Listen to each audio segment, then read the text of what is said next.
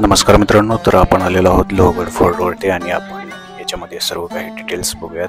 तर तुम्ही ज्यावेळेस फोर्टवरती याल किंवा ह्या गडावरती याल त्यावेळेस तुम्हाला इथं अशा ठिकाणी पार्किंग वगैरे करायला मिळेल। तर ज्यावेळेस तुम्ही वरती जाल तर इथूनच तुम्ही पाण्याची बॉटल वगैरे घेऊन गेला तर बरे होईल। तसेच तुम्हाला इथे एक तिकीट काउंटर घर मिळेल आणि पर पर्सन किंवा पर व्यक्ती 25 आहेत, तर हे तिकीट कंपल्सरी आहे। तसेच येथे तुम्हाला काही मंकी किंवा माकडे आणि त्यांची पिल्लं वगैरे बसलेली दिसतील, तर एक अन्नदानाचा हे एक भाग म्हणून तुम्ही काकडी वगैरे किंवा इतर काही त्यांना खायला देऊ शकता, कारण हे सर्वजण खाण्याची वाट वगैरे बघत असतात। तसेच तुम्हाला ज्यावेळेस तुम्ही ट्रेकिंग करायला सुरू कराल त्यावेळेस तुम्हाला तिथे काही तसेच तुम्हाला असे काही गाडी वगैरे असतील तर तुम्ही वेगवेगळ्या प्रकारचे पदार्थ खाऊ शकता, ड्रिंक्स घेऊ शकता।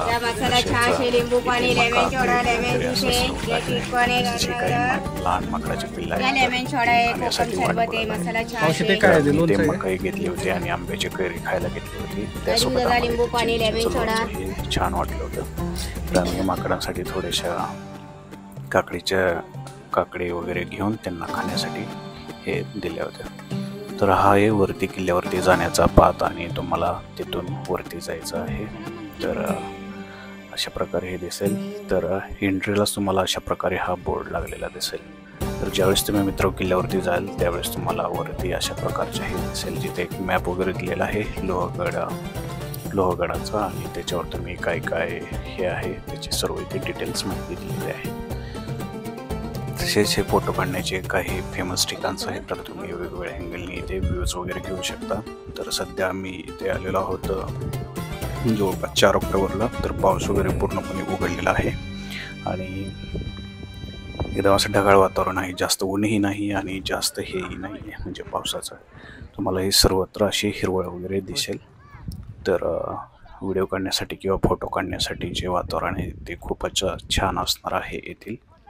तसेच येथे दुपारी आम्ही जवळपास 3 वाजले होते, 3-3:30, तर अशा प्रकारे व्ह्यू दिसत होता। साईडलाच तुम्हाला तिकडे एक पवना डॅम वगैरे दिसेल। तर ज्यावेळेस तुम्ही वर जाल त्यावेळेस तिथून वरचा व्ह्यू घ्याल त्यावेळेस ते खरंच व्ह्यू भारी असेल। तर इथे बरेच जण लोक वगैरे आलेले आहेत, कॉलेजमधील मुलं हे ते, तर सर्वजण फोटोचा आनंद घेत आहेत। तर आम्ही त्यासोबतच काही रील्स वगैरे काढल्या किंवा फोटोसाठी क्लिक काढल्या। तर तुम्ही बघू शकता की गवत वगैरे कसं मस्तपैकी हलत आहे आणि त्याचा एक वेगळाच तुम्हाला तिथे अनुभव येईल, वेगळाच उल्हास येईल। स्पेसिफिकली हे नदीतील पाणी आणि त्याच्यावर पडणारी सूर्याची किरण आणि त्याच्यापासून मिळणारी चमक हे एक वेगळ्याच प्रकारचं दृश्य होतं। तर तुम्ही वरती लोहगडावरती गेल्यावर तुम्हाला तिथे एक मंदिरही दिसेल, तर सर्वजण तिथे मंदिरात जाताना सर्वांनी शूज वगैरे काढणं बंधनकारक आहे। तिथून देवीचं वगैरे दर्शन घेऊन त्याच्यानंतर तुम्ही एकदम वरच्या तिथल्या टोकाला जाऊ शकता। तसेच इथे पाण्याचे वगैरे काही नियोजन वगैरे केलेलं आहे। तर इथे काही बांधव दगड टाकत आहेत, तर तुम्ही असं कोणी कृती करायची नाही आणि तेथील एकदम स्ट्रिक्ट कंडिशन वातावरण ठेवायचं आहे, कारण आपल्याला हा एक संस्कृत जो वारसा आहे तो पूर्णपणे व्यवस्थित नीट जपायचा आहे।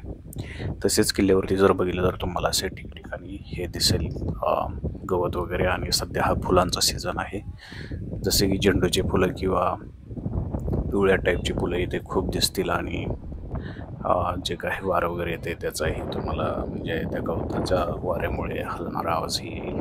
तसेच इथे एक विहीर आहे खूप मोठी पाण्याची आणि ती कंटिन्यू भरलेली असते।